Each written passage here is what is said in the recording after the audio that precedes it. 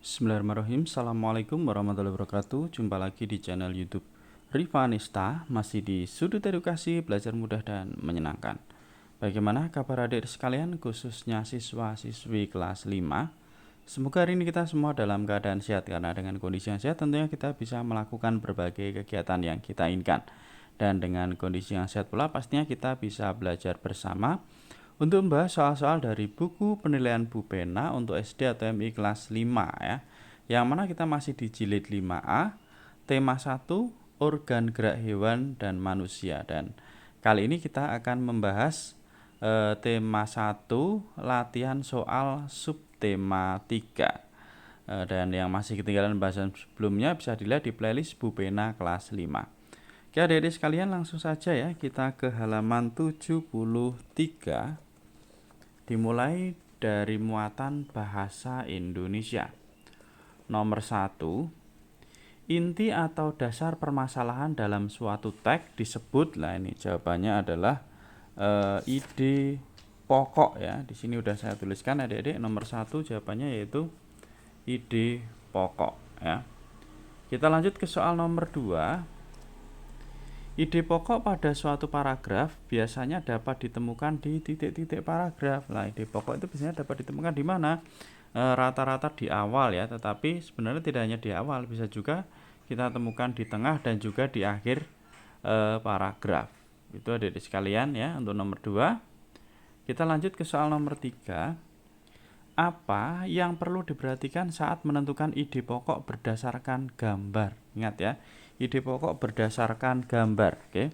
Untuk nomor 3 ya, jadi yang perlu diperhatikan adalah perhatikan apa saja yang ada pada gambar serta situasinya. Jadi kita lihat ya pada gambar itu ada apa saja, kemudian jangan lupa situasinya juga perlu kita simak dengan seksama ya. Itu untuk nomor 3. Kita lanjutkan ke soal berikutnya ya, nomor 4. Perhatikan gambar berikut. Lah, ini ada kegiatan gotong royong atau kerja bakti ya di lingkungan rumah atau di lingkungan perumahan ya. Kemudian pertanyaannya, tuliskan 2 ide pokok yang sesuai dengan kegiatan pada gambar tersebut. Nah, ide pokoknya kira-kira apa? Lah di sini ya. Jadi ide pokoknya adalah kerja bakti di lingkungan sekitar, dan yang kedua ini warga sedang melakukan gotong royong. Ini 2 ide pokok yang sesuai dengan gambar tersebut. Lanjut kita ke nomor 5. Tuliskan langkah-langkah untuk membuat cerita berdasarkan ide pokok. Langkah-langkahnya apa saja nih? Yang pertama, menentukan topik cerita. Kemudian yang kedua, menentukan ide pokok. Yang ketiga, membuat kalimat utama. Yang keempat, membuat kalimat penjelas. Yang kelima, merangkai kalimat hingga runtut. Dan yang keenam adalah memperhatikan ejaan dan pilihan kata ya. Jadi tentunya kita harus buat topik ya. Setelah itu kita tentukan ide pokok. Nah, setelah mendapatkan ide pokok, kita buat kalimat utama dan kalimat penjelas. Setelah itu kita rangkai supaya menjadi kalimat yang runtut, dan jangan lupa untuk memperhatikan ejaan serta pilihan katanya. Kita lanjut ke muatan pelajaran berikutnya ya, muatan IPA. Kegiatan berikut yang kurang baik bagi kesehatan tulang dan otot adalah jawabannya yang B. Duduk dengan posisi membungkuk ya. Kalau kita keseringan membungkuk, lama-lama tulang kita juga akan terbentuk seperti itu. Jadi kita susah untuk posisi tegap ya, karena sudah terbiasa tulangnya ya. Oke, nomor 2. Perhatikan gambar di samping. Kelainan tulang yang terdapat pada gambar adalah, ini jawabannya adalah lordosis ya adik-adik sekalian ya. Kalau skoliosis itu tulang membengkok ke kanan dan ke kiri ya. Kalau fraktura itu patah tulang. Kalau kifosis ini tulangnya membengkoknya ke sini ya, posisinya membungkuk. Nah, itu kifosis. Nomor 3, penyakit berupa pengeroposan tulang akibat kekurangan kalsium disebut, nah jawabannya osteoporosis ya. Di sini udah saya tuliskan adik-adik sekalian. Nah, ini osteoporosis ya jawabannya untuk nomor 3. Kita lanjut ke nomor 4. Apa penyebab kelainan otot kaku leher dan tetanus ya? Penyebab kelainan otot yaitu kaku leher dan tetanus itu apa? Kaku leher itu nama lainnya adalah stiff ya. Nah, di sini penyebabnya.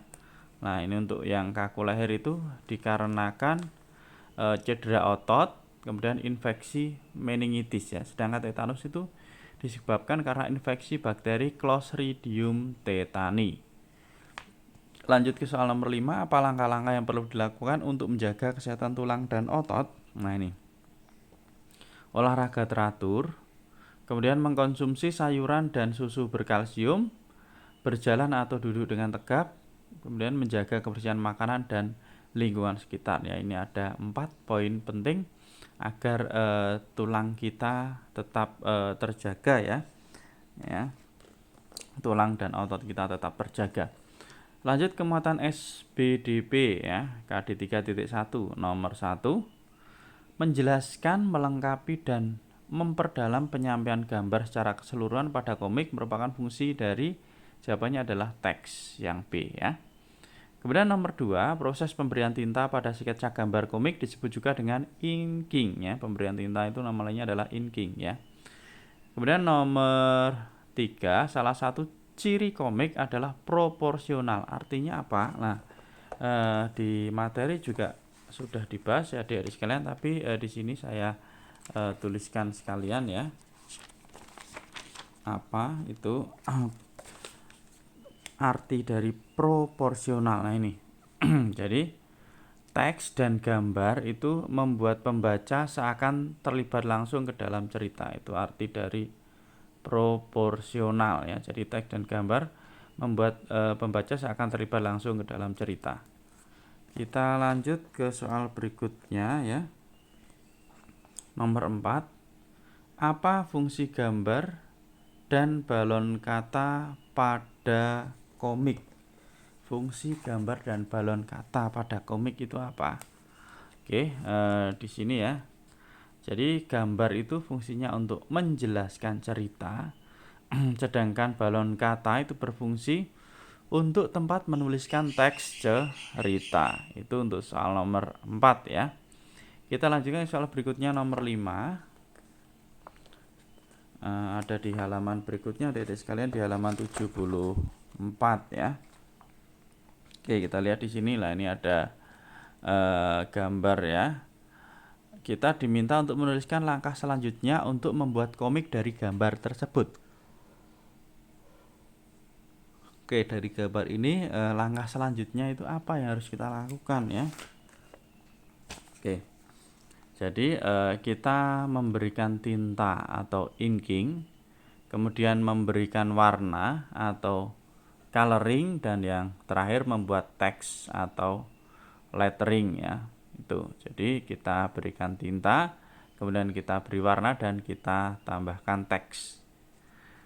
Kita lanjut ke muatan IPS ya. KD 3.1 ya. Ya. Nomor 1, berikut yang merupakan nama pelabuhan adalah, nah ini jawabannya yang A ya, Merak. Kalau yang B, C dan D ini adalah nama bandara atau bandar udara ya. Kita lanjut ke nomor 2, contoh nama pelabuhan yang terdapat di Provinsi Bali adalah, nah pelabuhan di Provinsi Bali ada namanya Pelabuhan Gilimanuk ya. Ini sudah saya tuliskan ya, nomor 2 jawabannya adalah Gilimanuk. Lanjut ke nomor 3 ya. Jenis pekerjaan penduduk yang berada di pantai adalah, nah, pekerjaan penduduk di pantai itu ada nelayan, petani garam, dan juga pemandu wisata ya. Biasanya ini adalah contoh pekerjaan penduduk yang tinggal di daerah pantai ya. Kita lanjut ke soal berikutnya nomor 4 ini agak di atas ya adik-adik sekalian ya. Apa keuntungan laut yang luas bagi masyarakat Indonesia? Keuntungan Indonesia memiliki laut yang luas itu untuk apa ya bagi masyarakat? Nah ini melimpahnya sumber daya laut ya. Dengan memiliki laut luas maka sumber daya laut juga akan banyak atau melimpah. Nomor 5, apa dampak negatif pengaruh geografis Indonesia terhadap kondisi sosial? Dampak negatif pengaruh geografis itu apa? Ini ada 2 ya. Di materi juga ada ya. Jadi hilangnya budaya asli karena tergerus oleh budaya luar. Kemudian yang kedua, munculnya budaya baru yang belum tentu sesuai dengan budaya setempat. Kita lanjut ke muatan pelajaran yang terakhir, yaitu PPKN ya. Nomor 1, contoh perilaku yang tidak sesuai dengan nilai-nilai Pancasila adalah ini acuh, tak acuh atau cuek ya. Nomor 1 jawabannya yang C. Nomor 2, sikap yang harus dilakukan saat ikut pemilihan ketua RT adalah, nah kita harus apa? Nah ini kita harus memiliki sikap toleransi ya. Toleransi itu berarti menghargai ya, menghargai pendapat orang lain, dan juga lapang dada tatkala pilihan kita tidak sesuai, nah, atau yang keputusan tidak sesuai dengan pilihan kita harus lapang dada karena tentunya sudah melalui proses musyawarah mufakat ya. Kemudian nomor 3, tuliskan 3 contoh sikap disiplin di sekolah. Nah ini ya, yang pertama datang tepat waktu, yang kedua memakai seragam sekolah, dan yang ketiga melaksanakan piket kelas. Ya ini ada 3 ya adik-adik sekalian. Oke, kalau terlalu cepat mungkin bisa di pause ya. Selanjutnya nomor 4, apakah yang terjadi apabila kita tidak dapat berlaku adil di rumah? Nah, kalau kita tidak berlaku adil di rumah akan terjadi apa? Akan terjadi perselisihan ya, sehingga keluarga menjadi tidak harmonis. Lanjut ke nomor 5, apa bunyi sila Pancasila yang berkaitan dengan sikap adil di masyarakat? Nah ini sila kelima ya, yaitu keadilan sosial bagi seluruh rakyat Indonesia. Oke adik-adik sekalian, kalau terlalu cepat mungkin bisa di pause ya. Ini untuk muatan PPKN, kemudian ini untuk muatan IPS ya, dan ini yang muatan SBDP. Itu adik-adik sekalian ya. Kemudian untuk muatan sebelumnya, muatan IPA dan juga bahasa Indonesia, ini muatan bahasa Indonesia, dan yang ini muatan IPA. Oke adik-adik sekalian, terima kasih ya sudah meluangkan waktu untuk belajar bersama. Mohon maaf apabila ada kekurangan. Silahkan pertanyaan atau saran bisa dituliskan di kolom komentar. Apabila masih ketinggalan bahasan sebelumnya, bisa dilihat di playlist Bu Pena kelas 5. Saya rasa cukup sekian dan terima kasih. Saya akhiri. Assalamualaikum warahmatullahi wabarakatuh.